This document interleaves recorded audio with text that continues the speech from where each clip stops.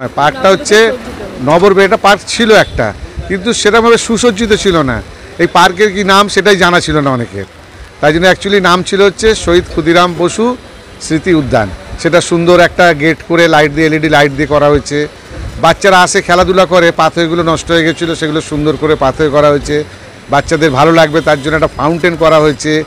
বসার সিট অল্প ছিল, তাই জন্য বসার সিট বাড়ানো হয়েছে, প্ল্যান্টেশন করা হয়েছে, গাছ একটু বেশি করে লাগানো হয়েছে, নিয়ে সুন্দর করে ওটাকে নবরূপ দান করা হয়েছে। সেটা হচ্ছে এই 126 নম্বর ওয়ার্ডের দীর্ঘদিনের পানীয় জলের অভাব বলতে গেলে সেইটা সম্পূর্ণটা আমাদের খাবার জল দেওয়া হতো 9টা আমাদের বিগ ড্যার টিউবওয়েলের মাধ্যমে মাটির তলা থেকে জল তুলে সেই জল মানুষকে দেওয়া হতো।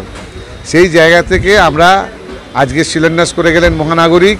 এখানে 59,02,000 লিটার জল এখানে রিজার্ভারে স্টোর হবে এবং এখান থেকে আমাদের 9টা যে বিগ ড্যার টিউবওয়েল আছে সেগুলোকে বন্ধ করে দিয়ে এলাকার মানুষকে আমরা গার্ডেন রিচের পরিষ্কৃত পানীয় জল আমরা সাপ্লাই করব।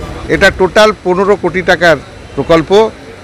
সিভিল ওয়ার্ক হচ্ছে 8 কোটি টাকা, আর 7 কোটি টাকা হচ্ছে আমাদের ইনলেট এবং আউটলেট, যে আমাদের পাইপলাইন যে হবে, শখের বাজার থেকে জলটা আসবে এখানে আর ডিস্ট্রিবিউট হবে এখান থেকে, ওয়ার্ডের নানা জায়গায় পাইপলাইন যাবে।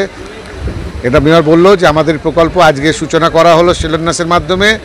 টাইম হচ্ছে 1.5 বছর, 1.5 বছরের মধ্যে এটা কমপ্লিট হলে পারে আমরা মানুষকে জল দিতে পারব। এটা বেয়ালাবাসীর থেকে বড় কথা 126 নম্বর ওয়ার্ডের মানুষের আনন্দের দিন আজকে, কারণ দীর্ঘদিনের প্রতীক্ষার পর আজকে আমরা এই জমিটা পেয়েছিলাম।